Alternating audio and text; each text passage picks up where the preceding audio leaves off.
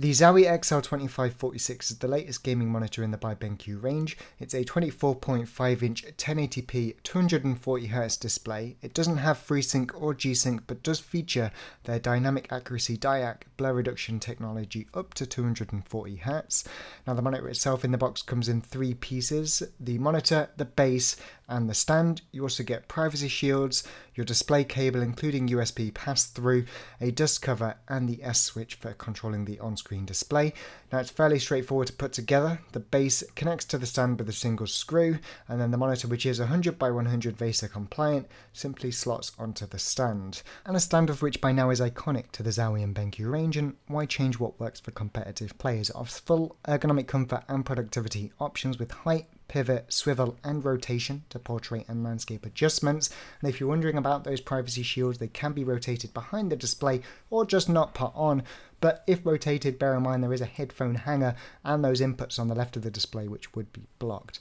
But in terms of additional gaming OCD style features, you've got numbers on the left of the stand as well as arrows on the base, so if you make adjustments you can go back and they've got you covered there. And the stand is low enough that you can place your keyboard at an angle over the top of it with its feet if space is an issue. But I'm a big fan of the clean design of this display. The only place you'll find Zowie and BenQ branding is on the back. On the front it's very clean, a dark grey to close black finish with on-screen display controls on the lower bezel, as well as your power button and an LED of which can be disabled. Now in terms of inputs and outputs, on the bottom you got your AC power in a standard kettle lead, a microphone pass-through to go into your sound card or motherboard unique to this display, your S-switch connection, a DVI port, two HDMI ports for consoles and stuff, your display port for 240Hz, and a USB 3.0 pass-through for the two ports on the side, as well as a headphone and microphone jack for your headset, a headphone hanger, and a Kensington lock, which is great if you travel to BYOC events and want to keep your stuff protected. But I'm a big fan of the simplistic design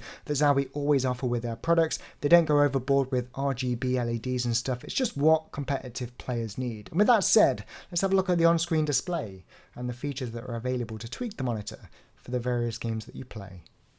So moving into the OSD, I want to first highlight that we're going to be focusing specifically on the settings and features that benefit us as competitive players. Those that you might argue offer some form of competitive edge or advantage. And of course you could argue the other way, but there's definitely something to be said when Counter-Strike players, professional level players, have demanded that events use Zowie screens. And at times, and there have been instances of this, had competitor products swapped out for Zowie screens just so they could use black equalizer and colour vibrancy, even though that competitor product had equally low input lag and would have been fine for competition.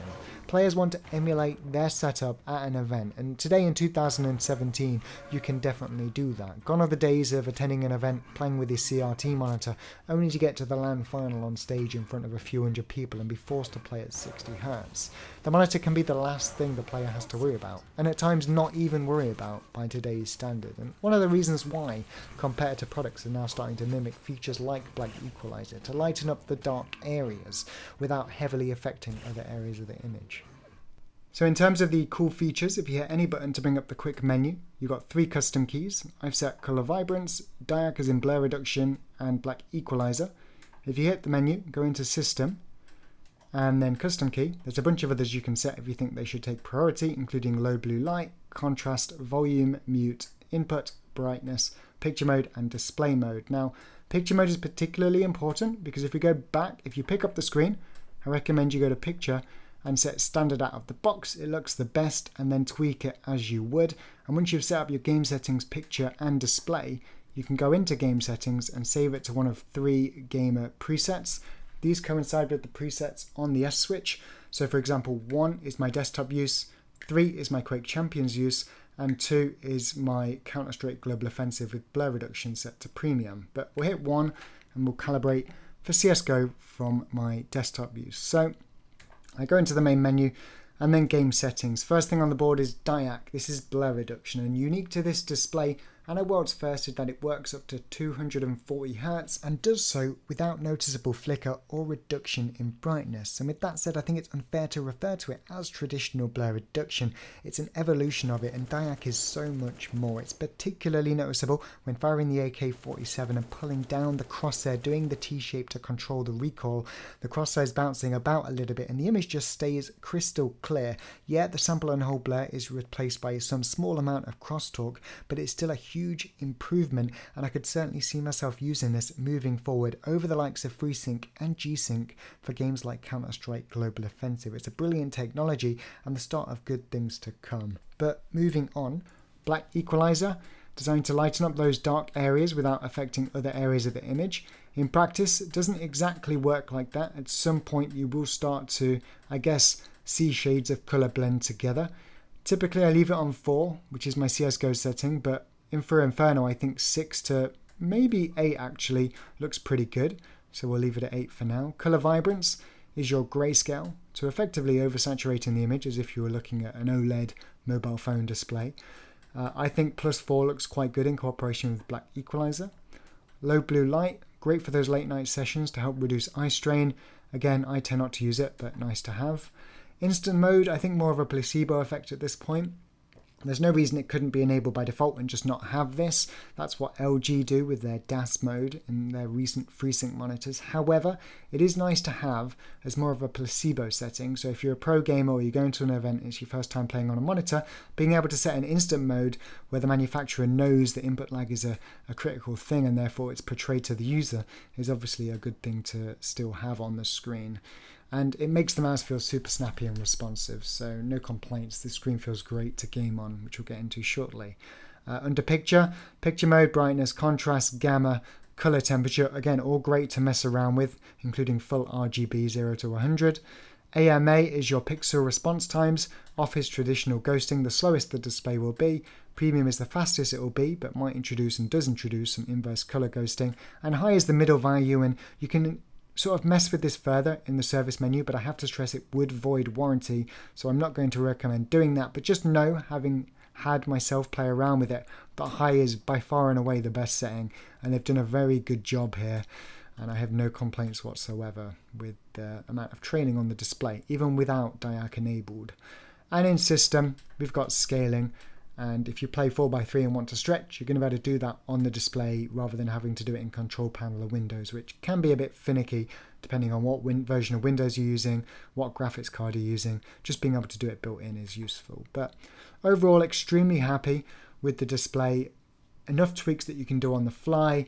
Nothing else I'd really want added. Maybe some gimmicky features like on-screen crosshairs in the future, but aside from that, it's just got everything and then some. So yeah, props. So how was gaming on the XL2546? Well, quite honestly, fantastic. The amount of customization you get with things like black equalizer, color vibrance, DyAc, low blue light, brightness, contrast, sharpness, scaling is just almost overwhelming, but in a good way. And I have to thank Zowie, even if I don't use this display, for creating these little buzzwords and then pushing the living daylight out of them, because other companies and manufacturers are following suit now, and it's almost like Zowie are the benchmark, the trendsetters for the gaming monitor world. Yes, other companies are able to keep up. You might argue in some cases they might do a slightly better job in this area or that, but at the end of the day, this monitor provides everything you could possibly want to change at a moment's notice without adding to the premium cost of the product, things like RGB lighting or an overcomplicated stand. All it really comes down to though is how you're going to perform in game, and I can safely tell you today that if purchasing this display you're getting a monitor that you can rely on. Out of the box it's set to FPS 1 picture mode, which isn't great, but when set to standard the colours look great for a TN 1080p display, probably the best that I've seen actually, alongside the Alienware AW2518H. You're going to be able to perform at the highest level. It's going to allow you to keep up with the competition if your level is up there yourself, and you're going to have no issues tracking enemy model directional changes in Quake or hitting people and holding angles with the AK-47, whether that's through the mid doors on Dust 2 as the CT crossover to B. Yeah, I might say this a lot, but at the end of the day, a lot of these features are built off the original BenQ XL2410 legacy, and for that I thank BenQ yet again. And the only reason you might consider picking up another display if you're in the market for 1080p 240Hz is if you want the FreeSync or G-Sync technology, and unfortunately for me and the game that I play, Quake Champions, I do want G-Sync. So for that, this monitor isn't actually one that I'm probably going to use myself. But if you're a Counter-Strike player, a TF2 player, or a Quake player that has no intention of using that technology, then getting the added bonus of DyAc is almost a no-brainer, and even just having the ability to experiment with it is definitely something to consider when you're thinking about putting your money toward a new display at 240Hz. But there are things I'd like to see improved, and I can't help but notice that microphone jack on the side and bottom of the monitor. I can't also help but notice that Zowie have the Vital, a USB sound card. Is the next step not to have a full-on USB sound card, expand the S-Switch compatibility, make it more of an AVCM, an audio-visual control model that allows you to control the volume as well to the dedicated sound card? And being a USB sound card might avoid traditional white noise that's inherent in a lot of motherboards that is removed when operating outside of the internal system. Something to think about. And obviously the lack of inbuilt crosshairs on the on-screen display, and for me the G-Sync. But when it comes down to it, I suppose the only question you want answering is it worth upgrading to 240 over 144? And the answer, quite simply, is if you already own, let's say, an XL2440, a relatively recent flicker-free 144Hz screen with low input lag, probably not. You'll have a better time competing, and you might argue it offers you some form of competitive edge, but I'm not convinced. But what I would say is if you need to upgrade, maybe your monitor's on its last legs, or you have the disposable income, or you're buying for the first time and you're not interested in 1440p and the additional benefits you get from that desktop estate, then definitely go straight to 240. It's native refresh rate, it's not overclocked like some of the other monitors on the market, and therefore image is not degraded, and there really is no downside to using 240Hz, providing your PC and graphics card supports it. So that's really all I've got on the matter. It's a brilliant screen. Check it out if you're in the market, and if you've enjoyed the review, give it a thumbs up. But for more content in future, make sure you subscribe, and if you have any questions or comments, just leave them below and I'll get back to you. But I stream every day on Twitch, and if you want to get involved in the live discussion, swing by. More than happy to help out, and I'll catch you next time. Take care.